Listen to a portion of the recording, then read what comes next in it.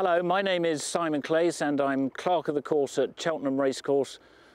I have the responsibility for putting on the sports, and as we start our season in just a few days' time, we're going to go for a walk around the track. So I've just made my way down the Canterdown to the 2-mile start. It's been refurbished this season. Took a bit of a hammering last year, particularly through all that wet weather. We want it in really good nick because it's the part of the track that's used for the breeze up sales, the Brightwells breeze up sale in December. So here we are now at the 2-mile novice hurdle start. The first race of our season is going to be kicking off here at 2:10 next Friday. A race won last year by the new one who went on to such fantastic performances throughout the season and is a real live contender for the champion hurdle next March.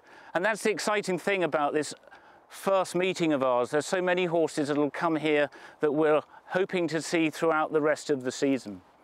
As we look up the course there, you get a sense of the climb all the way up to the finish. They run from here for about a furlong and a half, ever so slightly downhill, and then it's a good 2.5, 3 furlongs all the way up to the hill where they'll jump the second hurdle, swing out into the country for the first circuit, and when they come down the old hill, they're then about 2 furlongs from home, and it's an uphill climb all the way to the finish.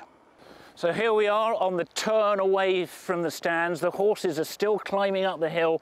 We're actually at about the same level as we would be on the winning post here before they start to descend the hill behind us. And just remember that for races over 2 and 2.5 miles, they're coming round this corner once, but for races over 3 miles, they're coming round this corner twice, heading off down the hill before they climb right at the far end of the course. We've been watering here now for about 9 weeks, so since the middle of July, probably at the rate of about 1 million gallons a week. That's what we need to do on this really dry clay. But it's looking in really good shape for the start of the season on Friday, with some rain expected in the 4 or 5 days before we start racing.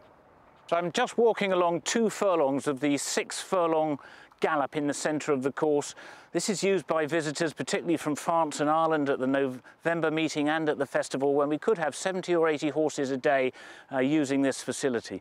What we've done is replace the wood chip with a wax-coated sand-based material. It's much, much more resilient. And this part of the course also has to double up as a service road for races that are run over 2.5 and 4 miles. This is where the emergency service vehicles travel over the first couple of furlongs. So they've come down the back straight, climbed up the hill to the highest part of the course.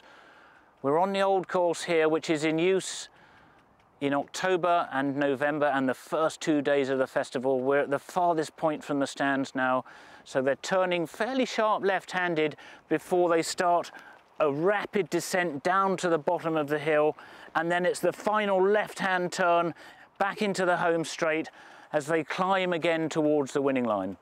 As they come off the turn here at the top of the hill, the highest part of the course, they've got about 4.5 furlongs to go.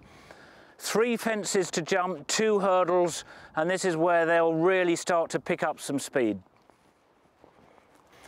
From the moment they make the turn at the bottom of the hill, it's climb, climb, climb all the way to the winning post.